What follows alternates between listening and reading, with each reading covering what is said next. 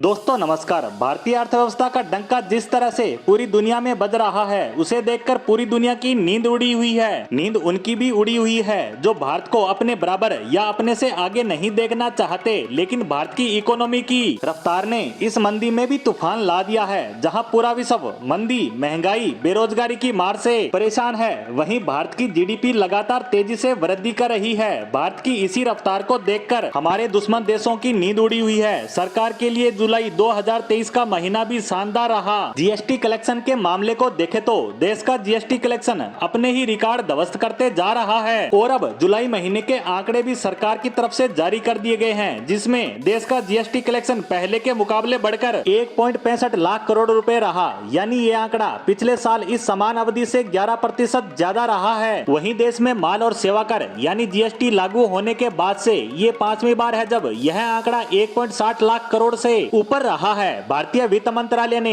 जुलाई महीने में हुए जीएसटी कलेक्शन के आंकड़े जारी कर दिए हैं, जिसे देखकर पता चल रहा है कि जबरदस्त कलेक्शन हो रहा है। मंत्रालय की ओर से जानकारी देते हुए बताया गया कि जुलाई 2023 में जीएसटी कलेक्शन कुल 1,65,105 लाख करोड़ रुपए रहा, जिसमें सेंटर यानी सीजीएसटी 29,773 करोड़ रुपए, वहीं राज्य जीएसटी यानी एसजीएसटी 37,623 करोड़ रुपए रहा और आईजीएसटी के रूप में 85,930 करोड़ रुपए प्राप्त हुए। इसके अलावा उपकर यानी सेंस के रूप में 11,779 करोड़ रुपए वसूले गए। सरकार की तरफ से जो डाटा दिया गया उसके अनुसार जुलाई में 39,785 करोड़ रुपए का सेटलमेंट सीजीएसटी और 33,188 एसजीएसटी का है। रेगुलर सेटलमेंट के बाद सरकार का कुल रेवेन्यू 69,558 करोड़ रुपए सीजीएसटी के लिए और 70,811 करोड़ रुपए एसजीएसटी के लिए दर्ज किया गया। इससे पहले महीने यानी जून 2023 में देश का जीएसटी कलेक्शन 1.61 लाख करोड़ रुपए था, जो कि जुलाई 2022 के मुकाबले 12% ज्यादा था।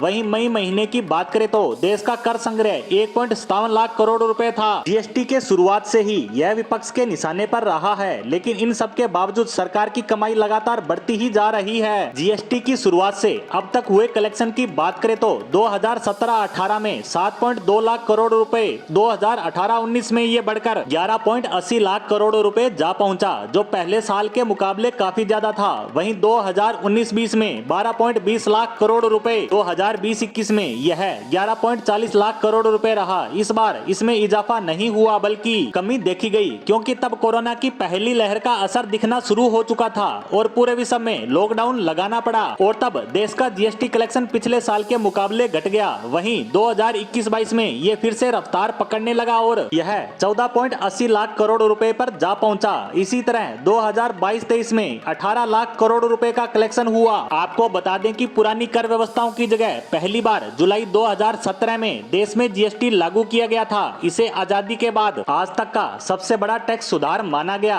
केंद्र सरकार के मुताबिक आज से 6 साल पहले लागू हुए जीएसटी ने देश के लोगों के टैक्स का बोझ काफी हद तक कम करने में मदद की है। वहीं सरकार ने जुलाई महीने के आंकड़ों में बताया कि देश में मैन्युफैक्चरिंग सेक्टर की गतिविधियां थोड़ी सुस्त है। ऐसा उत्पादन और नए ऑर्डर की दर में गिरावट के चलते हुआ है। जुलाई में मैन्युफैक्चरिंग पीएमआई 57.7 पर रहा, जो जून में 57.8 पर था। आपको बता दें कि उत्पादन गतिविधियां लगातार 25वें महीने बढ़ी हैं। इनपुट कास्ट जुलाई में 9 महीने के उच्चतम स्तर पर पहुंच गया। इसके साथ ही जुलाई में एसयूवी की बिक्री में आई जोरदार तेजी से ऑटोमोबाइल कंपनियों की पैसेंजर वाहनों की बिक्री में वृद्धि देखी गई। इसी के साथ जीएसटी कलेक्शन पर हमारी आज की पोस्ट को यहीं समाप्त करते हैं। धन्यवाद।